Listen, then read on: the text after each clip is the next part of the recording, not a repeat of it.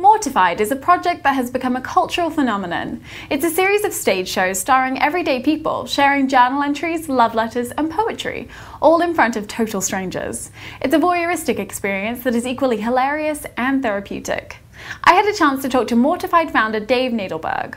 So Dave, what exactly is Mortified for someone who's never heard of it?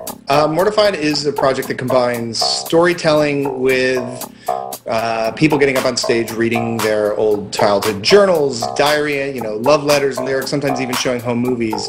And so we combine that with the world of storytelling to sort of create this weird live comedic cathartic experience. How did you come up with the idea, and was anyone else involved? I created Mortified because I went back home to Michigan at some point years and years ago, and I dug up an old love letter that I'd never given to a girl, and it was in a shoebox, buried in the closet and all that kind of stuff.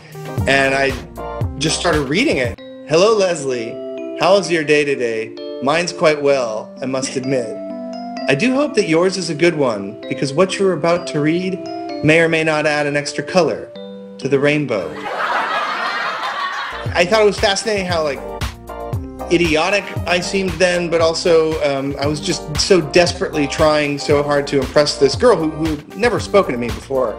And rather than give it to her, I did something a little creepier, which was give it to the world. And thus began Mortified. And it turns out that there's a lot more people out there who've saved all of their embarrassing childhood artifacts. Have you had any previous experience in the field of performance? Yeah, no, I am a really terrible actor. I think, like everybody, though, I sort of had this curiosity of it would be cool to get up on stage for just 1 minute, and what would that be like whether a musician gets to do it or a stand-up comic gets to do it, and sort of really kind of own a room. And what's actually really exciting for me is getting to work with, we have Mortified chapters in 9 cities across the US and the world, and getting to work with people who are school teachers and marketing execs and people who've never really been on stage and putting them up on stage. There was someone at the New York event that I went to who was very awkward and kind of shy and seemed a little uncomfortable about being there, but it just made his story so much better.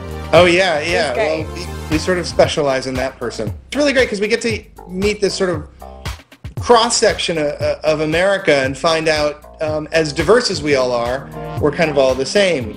Do you have anything to say about the influence of blogs and podcasts on this kind of storytelling or art form? Mortified is a project that is sort of based on low-tech stuff. So, by and large, we're driven by handwritten journals and notebooks and even poems and home videos you might have shot on a Betamax or VHS. But it's only because of the internet that it is spread, and that's, I think, really interesting to me, how technology has played a huge role in something that is so grassroots. Awesome. Well, thanks for talking to us today.